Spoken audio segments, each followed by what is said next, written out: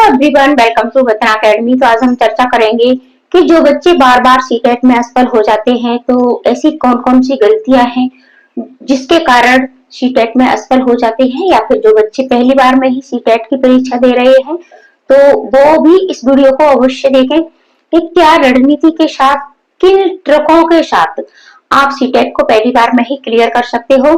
देखो, पढ़ाई तो सब करते हैं और लेकिन कुछ बच्चे फिर भी असफल हो जाते हैं, ठीक है, जीत और मेहनत के बावजूद भी। और कुछ बच्चे स्मार्ट पढ़ाई के द्वारा और थोड़े समय में ही पढ़ाई के द्वारा और सीटेट में अच्छे नंबर लाते हैं।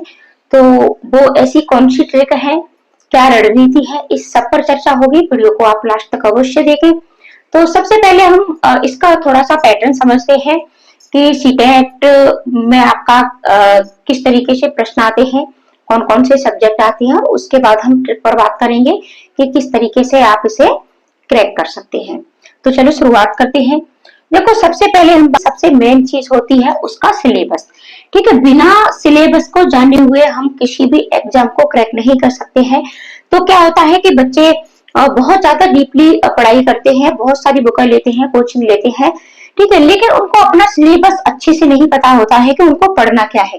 तो सबसे मेन चीज है कि आप इसका सिलेबस अवश्य चेक करें कि सीटेट के अंतर्गत आपको पढ़ना क्या क्या है, और इसके लिए आप हमारे टेलीग्राम चैनल पर जाएं, वहां आपको इसका सिलेबस मिल जाएगा। इसके बाद आपको पैटर्न भी पता होना चाहिए कि पैटर्न क्या है, और लेवल, यानी आपका जो पैटर्न और लेवल है, यानी प्रश्नों का जो लेवल है उसे भी आपको अवश्य पता होना चाहिए कि प्रश्न किस लेवल के पूछे जाते हैं।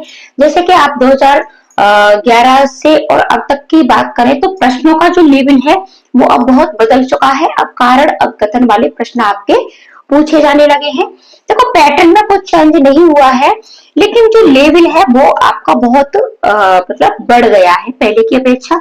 इसके साथ साथ मेन फोकस आपको करना है एनसीईआरटी बुकों पर। और अगर आप पेपर 2 की तैयारी कर रहे हैं तब आप इन्हें बिल्कुल भी अवॉइड नहीं कर सकते हैं, बिल्कुल भी नहीं छोड़ सकते हैं। अगर आप पेपर 2 की तैयारी कर रहे हैं और अगर आपने एनसीईआरटी बुकों को छोड़ दिया है, नहीं पढ़ा है, उनसे प्रिपरेशन नहीं की है, तो फिर ये सबसे मेन गलती होती है कि आप सीटेट में असफल हो जाते हैं।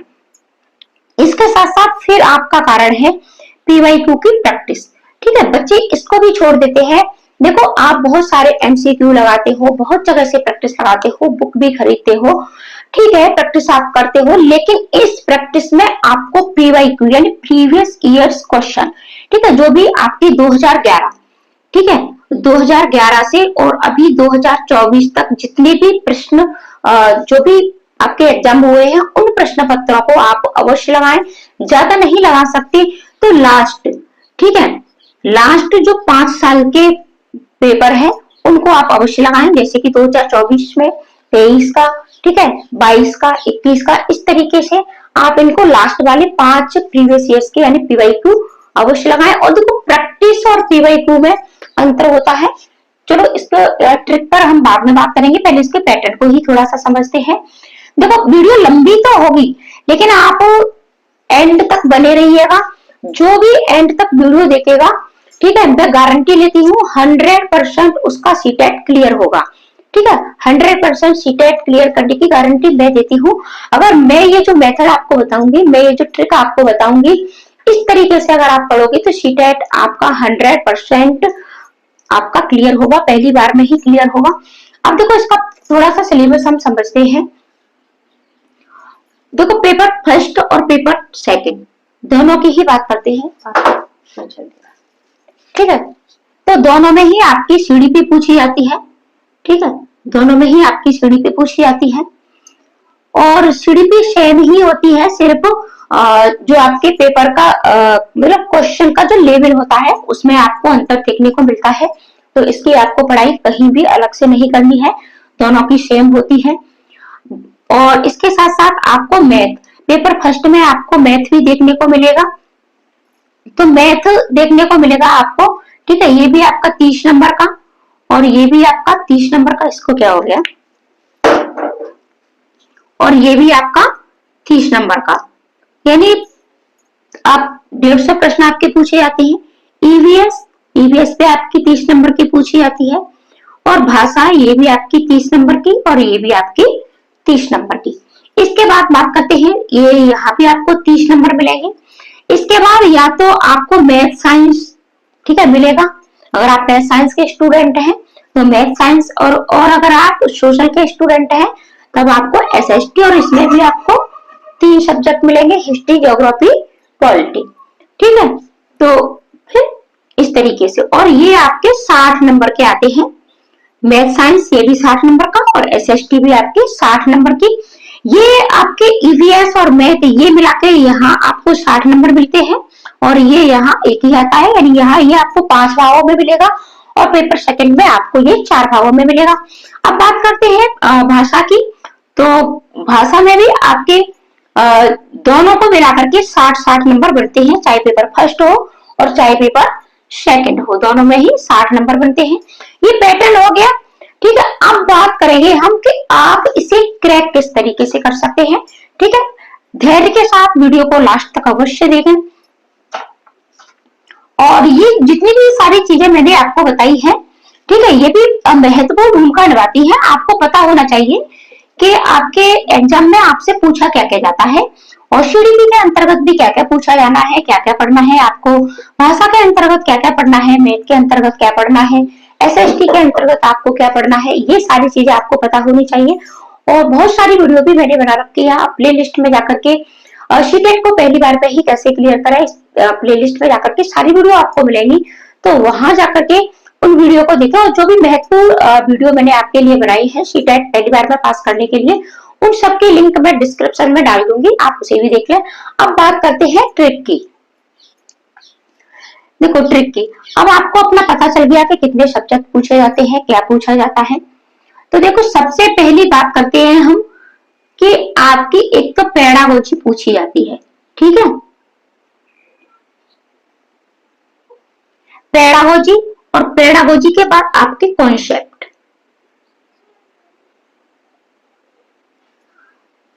सीटेट आपका इन्हीं दोनों चीजों पर डिपेंड रहता है। पेडागोजी के आपके 75 नंबर आते हैं, और यहां से भी आपके 75 नंबर बनते हैं, तो दोनों हाफ हाफ होती है। तो आप ज्यादा से ज्यादा पेडागोजी पर पकड़ बनाइएगा। पेडागोजी पर पकड़ कैसे बनेगी, तो पेडागोजी पर पकड़ बनाने के लिए आपको ज्यादा से ज्यादा पीवाईक्यू की प्रैक्टिस लगानी पड़ेगी। ठीक है, जितनी ज्यादा आप पीवाईक्यू की प्रैक्टिस लगाते हो उतनी ही आपकी पेडागोजी पर पकड़ बनती है। साथ ही साथ आपको टैग वर्ड्स, ठीक है, आपके जितने भी टैग वर्ड्स हैं वो आपको सीखने पड़ेंगे, और टैग वर्ड्स पर वीडियो मैंने कई बार आपको दे दी है, और शुरू से हम फिर से पढ़ाई करेंगे। लेकिन अगर आप अभी देखना चाहते हैं, सारी वीडियो आपको फिर से मिलेंगी, तो आप प्ले लिस्ट में जाकर के देख सकते हैं। टैग वर्ड्स, और टैग वर्ड्स के साथ साथ आपको कुछ आपके मतलब कठिन वर्ड भी पूछे जाते हैं।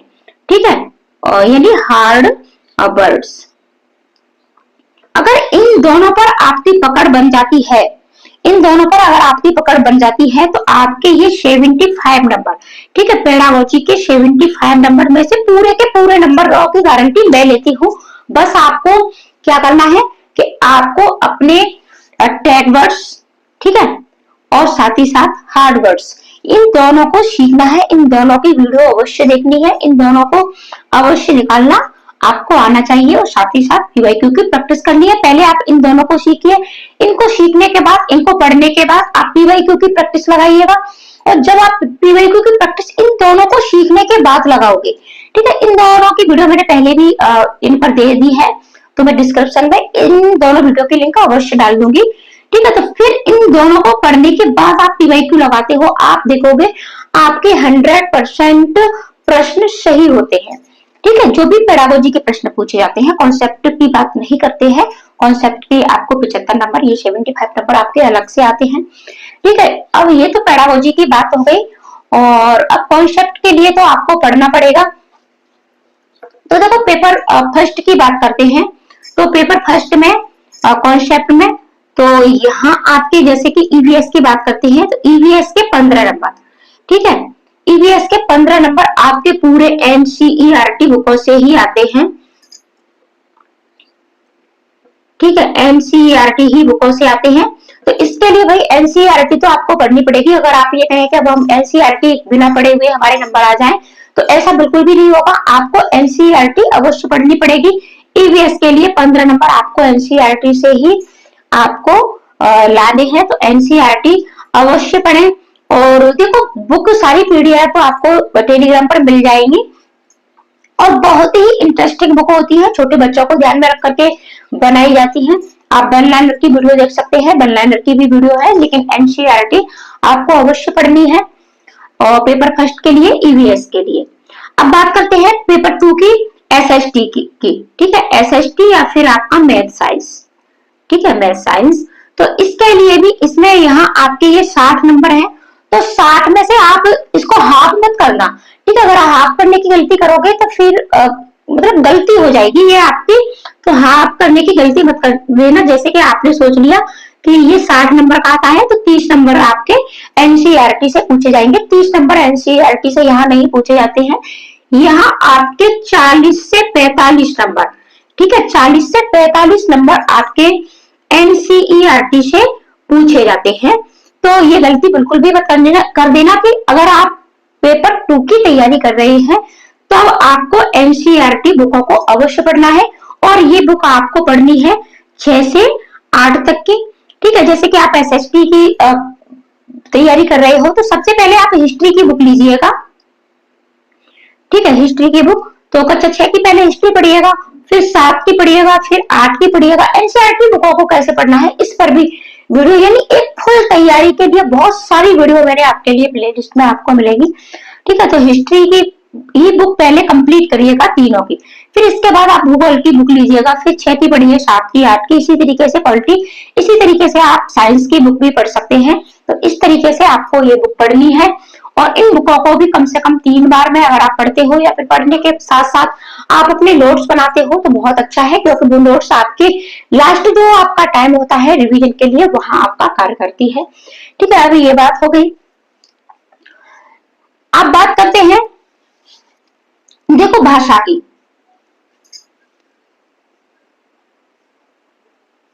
ठीक है, भाषा के आपके पूरे 60 नंबर बनते हैं दोनों भाषाओं को मिलाकर के, और भाषा में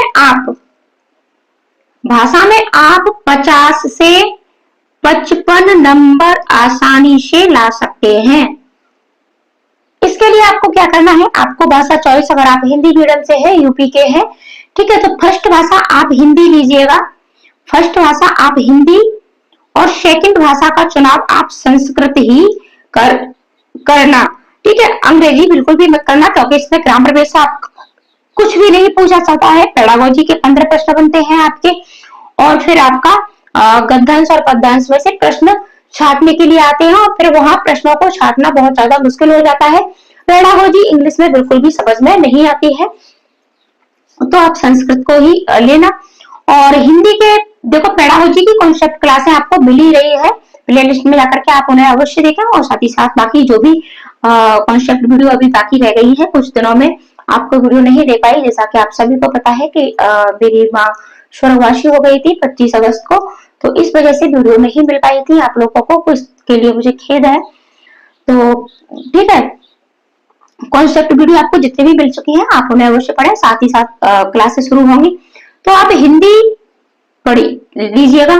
तो इसके लिए आप ज्यादा से ज्यादा आपको प्रैक्टिस, ठीक है, प्रैक्टिस, और प्रैक्टिस के साथ आपकी पेडागोजी, और पेडागोजी जितनी ज्यादा आप इस पर मतलब प्रैक्टिस लगाओगे हिंदी और संस्कृत भाषा की, ठीक है, उतनी ज्यादा आपकी पेडागोजी पर पकड़ बनेगी, उतनी ज्यादा आप प्रश्नों को छाटना सीख जाओगे।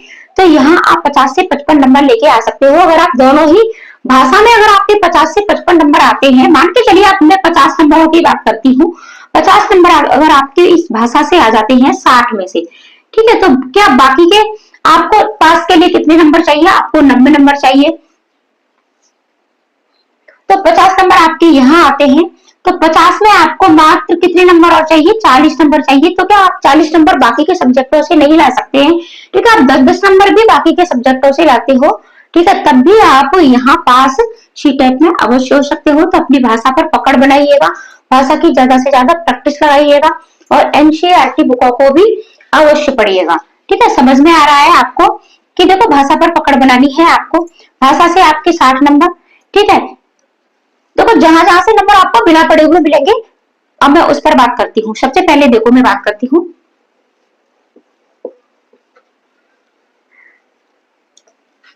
जिन बच्चों का मैथ कमजोर है, ठीक है, छोड़ दीजिए कि आपको मैथ नहीं आता। सबसे पहले हम बात करते हैं भाषा की। भाषा में आप आराम से, ठीक है, 50 नंबर अवश्य ला सकते हो। 50 से कम नंबर नहीं आते हैं, ठीक है, क्योंकि ये बहुत ही सरल चीज आती है आपकी। तो दोनों को मिलाकर के 50 नंबर आप यहाँ से आराम से ला सकते हो। ज्यादा से ज्यादा प्रैक्टिस लगाइएगा, ज्यादा से ज्यादा पीवाईक्यू की प्रैक्टिस, ठीक है। इसके बाद 50 नंबर आपके यहाँ से आते हैं। और इसके बाद है आपका ईवीएस, ठीक है, पेपर फर्स्ट की बात करते हैं। तो ईवीएस में आपके एनसीईआरटी बुकों से आपके 15 नंबर पूछे जाते हैं। तो 15 में से 10 नंबर, अगर आपने एनसीईआरटी बुकों को अच्छे से पढ़ लिया है तो 10 नंबर आप यहाँ से ला सकते हो। देखो मैं टोटल आपको बताऊंगी कहाँ से नंबर आप बिना ज्यादा मतलब पढ़े हुए भी ला सकते हो, ईवीएस से आपके मिलेंगे। इसके बाद आपका बनता है सीडीपी, ठीक है। तो सीडीपी में भी आपके बाल विकास के सिद्धांत हैं और ये बहुत सारी चीजें हैं। तो सीडीपी में भी आप 30 में से, अगर आपने नेगेटिव पॉजिटिव पॉइंट, और सीडीपी में आपको पढ़ने हैं जीन पियाजे। यहां से प्रश्न आपके अवश्य पूछे जाते हैं। जीन पियाजे हैं, जीन पियाजे के साथ साथ हैं आपके कोहल वर्ग, कोहल वर्ग के साथ ही साथ हैं आपके वाइगोत्स्की, ठीक है, वाइगोत्स्की। अगर इन 3 मनोवैज्ञानिकों को आपने अच्छे से पढ़ लिया है और साथ ही साथ, ठीक है, तो सीडीपी 30 नंबर की है और 30 में से आप ज्यादा नहीं तो 20 नंबर आराम से लेकर के आ सकते हो। तो 20 नंबर आपके यहां से हो गए। अब 80 नंबर तो आपके यहां से ही बनते हैं, यहां से ही गेन हो जाते हैं। तो सीडीपी पर तो पकड़ आपको बनानी पड़ेगी, ठीक है। अब आपके पास क्या बचा, अब आपके पास बचा है मैथ, ठीक है। तो मैथ आपका कितना भी कमजोर है, कितने भी आप मैथ में वीक हो, तो इसके लिए भी आप देखो मैथ इसमें ज्यादा हार्ड नहीं आता है। जो हम डेली की हमारी जो दिनचर्या होती है उसी से संबंधित आते हैं। तो मैथ की अगर आप 10 पीवाईक्यू अच्छे से लगा लेते हो, ठीक है, 10 पीवाईक्यू अच्छे से लगा लेते हो, यानी एक ही पीवाईक्यू को 3 बार, ठीक है, आपने 10 पीवाईक्यू लीजिएगा और 10 पीवाईक्यू को कम से कम एक पीवाईक्यू को 3-3 बार लगाइएगा, ठीक है। तो यानी 10 ही पीवाईक्यू को, यानी आपकी प्रैक्टिस 30 बार हो जाएगी, ठीक है। आप 3-3 बार लगाओगे 30 बार हो जाएगी। तो अगर आपने इतना इसका पीवाईक्यू लगा लिया तो मैं गारंटी लेती हूँ मैथ में आपके 15 नंबर कोई भी नहीं रोक सकता। और साथ ही साथ इसके आपके पेडागोजी भी बनती है। तो पेडागोजी और ये दोनों मिलाकर के 15 नंबर तो आपके आराम से आएंगे। वरना आप पेडागोजी पर पकड़ बना लेते हो तो पेडागोजी के 15 में से 10 नंबर तो यहाँ ही आते हैं, ठीक है, 10 वहां, तो आप 20 नंबर भी गेन कर सकते हो। आपका मैथ कमजोर है तब। और जिन बच्चों का अच्छा है वो पूरे मैथ में, ठीक है, मैथ में उनके 28, 29 और 30 यानी इतने का ही स्कोर करते हैं, इससे कम नहीं करते हैं मैथ वाले स्टूडेंट, ठीक है।